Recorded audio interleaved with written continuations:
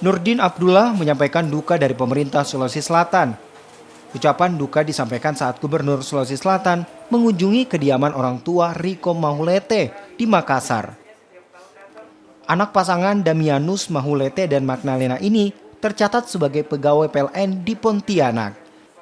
Dukungan moral juga diberikan agar keluarga diberi ketabahan melalui musibah ini. Kami juga ikut merasakan rasa duka yang dalam atas kejadian Sriwijaya Air yang jatuh di Kepulauan Seribu. Kebetulan Riko itu adalah warga Sulawesi Selatan yang kerja di PLN dan anak yang punya potensi yang luar biasa.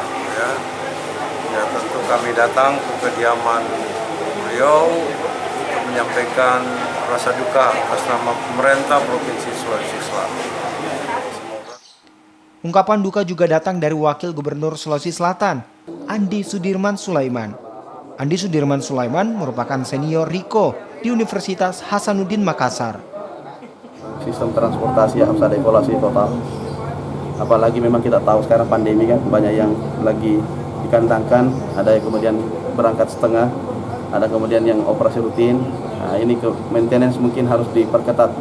Bagaimana maintenance standby pesawat, bagaimana yang beroperasi terus full.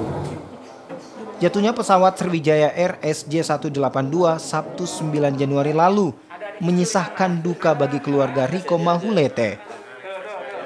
Andi Sudirman berharap kecelakaan ini menjadi pelajaran berharga bagi dunia penerbangan Indonesia. Nila Rustam, Kompas TV Makassar, Sulawesi Selatan.